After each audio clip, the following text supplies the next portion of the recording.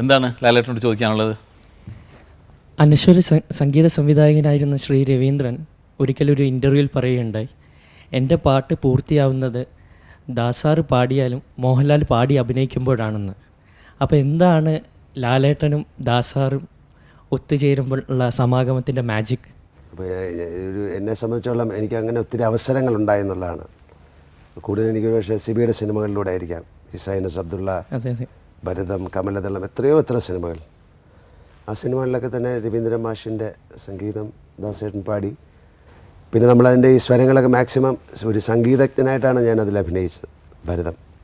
അപ്പോൾ അയാൾ ഒരു സ്വരം പോലും തെറ്റിച്ച് പാടാൻ പാടില്ല എന്നുള്ള ഒരു പ്രമാണ ന്യായമുണ്ടല്ലോ. അപ്പോൾ അതിനുവേണ്ടി നമ്മൾ വളരെയധികം അതിനെ സൂക്ഷിച്ച് കൈകാര്യം ചെയ്തു. അപ്പോൾ പണ്ട് മുതലേ പാട്ട് പാടുമ്പോൾ പാട്ടിൻ്റെ കൂടെ പാടാൻ നമുക്കൊരു താല്പര്യം ഉണ്ടായിരുന്നു. പിന്നെ വളരെയധികം നല്ല പാട്ടുകൾ പാടാൻ എനിക്ക് ഭാഗ്യമുണ്ടായി. രവീന്ദ്രൻ, ഞാൻ നേരത്തെ പറഞ്ഞ പോലെ അത് ആദ്യം സിനിമയിൽ വന്നപ്പോൾ തന്നെ മ്യൂസിക് ഡയറക്റ്റ് ചെയ്ത സിനിമ ഞങ്ങൾ പോയി നേരത്തെ പറഞ്ഞ പോലെ തമിഴ് സിനിമയായിരുന്നു.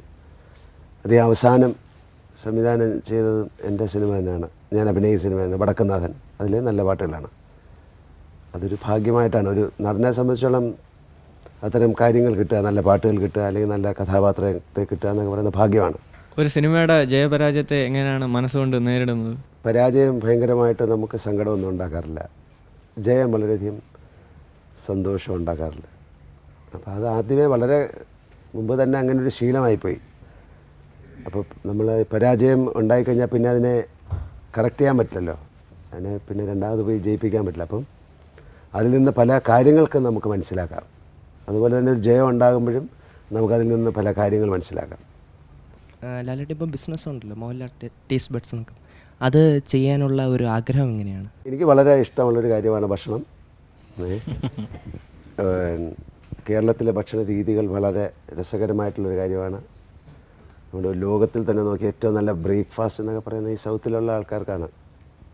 വളരെ രീതി, നമ്മുടെ സംസ്കാരം, ഭക്ഷണം, അല്ലെങ്കിൽ വസ്ത്രം എല്ലാം നമ്മുടെ മാനസികമായിട്ടുള്ള നമ്മുടെ ഉയർച്ചയും താഴ്ചയും കാണിക്കുന്നതാണ്. അപ്പോൾ അങ്ങനെ വളരെയധികം ഉയർന്ന ചിന്താഗതിയുള്ള ആൾക്കാരാണ് കേരളീയരെന്ന് ഞാൻ വിശ്വസിക്കുന്നു. അപ്പോൾ നമുക്ക് എൻജോയ് ചെയ്യാവുന്ന ഭക്ഷണം നമ്മൾ മാത്രമല്ല ബാക്കിയുള്ള ആൾക്കാരും അത് രസിക്കണം എന്നുള്ളൊരു ആഗ്രഹമായിരുന്നു ടേസ്റ്റ് ബഡ്സ് തുടങ്ങാനുള്ള കാര്യം.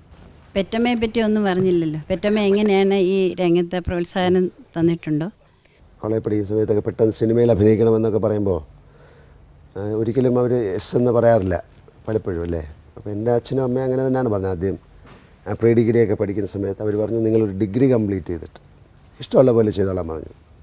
ആ സമയത്ത് ഞാൻ ഡിഗ്രി കംപ്ലീറ്റ് ചെയ്തു. ഞാൻ റിസൾട്ട് അറിയുന്നത് ഈ മഞ്ഞൾ പിരിഞ്ഞ പൂക്കളുടെ ലൊക്കേഷനിൽ വെച്ചാണ്. അല്ലാതെ അവരതിനെ അങ്ങനെ എതിരൊന്നും പറഞ്ഞിട്ടില്ല.